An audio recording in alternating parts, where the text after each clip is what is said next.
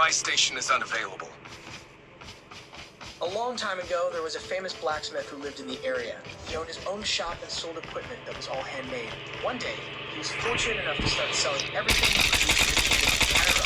Amidst an endless war, that was the perfect opportunity for him to elevate his status. With the end of the conflict, the same blacksmith was granted the title of Baron. And this man is the owner of these lands and the father of the young master Romain, who is the protagonist of this story. We see an old man telling this story to a seated boy.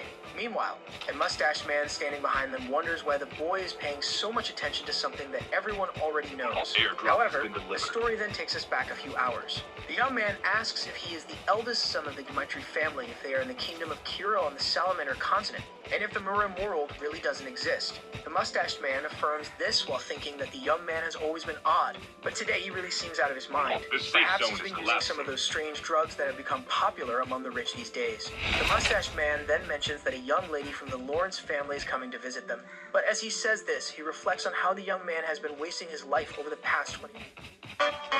यारों की मस्ती पेस्तौंजी की दोस्ती हंसी और खुशी के ठहाके लॉकडाउन वेडिंग करे धमाके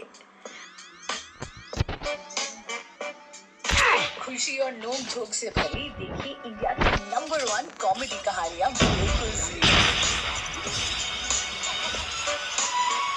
only on wheels download now Over the past 25 years. That's why he's known as the Dmitri family's trash.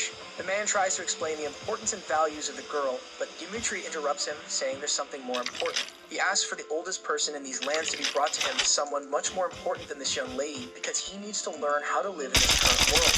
The mustached man is confused as to why a 25-year-old would say something like that, but as a servant, all he can do is obey.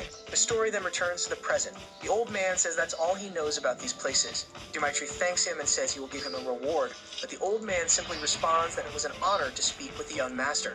Now Dmitri knows that everyone knows him as Roman Dmitri. However, his true name is Bak Jong-kyuk. He's a person from the Mirim world who lived a life of wars, conquered everything he wanted, and died in peace at the end. But for some strange reason, he woke up in this body. He doesn't know if this is the will of the heavens or a punishment for his second ascension. Suddenly they hear a noise outside and someone yells for a bastard. The boy gets kicked in the face while everyone watches. Surrounded by thugs in front of a small shop, he bleeds and can't respond, while the men keep calling him a filthy bastard and continue beating him mercilessly. Dmitri's servant approaches to take a look, but is immediately shot. He recognizes that red fang tattoo all too well. Beside him, someone asks what's going on. Dmitri orders him to answer quickly. The servant explains that these are the Blood Fangs, a group known not only in Dmitri's territory but also in other regions. It seems the boy on the ground owes them something. The servant tries to tell Dmitri not to get involved because it will only cause trouble. However, the young man has already disappeared from his side and orders the thugs to stop. As Dmitri calmly approaches, the servant desperately tells him not to do anything. But Dmitri continues to walk forward. A bald man appears, recognizes Dmitri, and laughs in his face, warning him to stay out of it and not to think he has any authority just because he's of noble birth.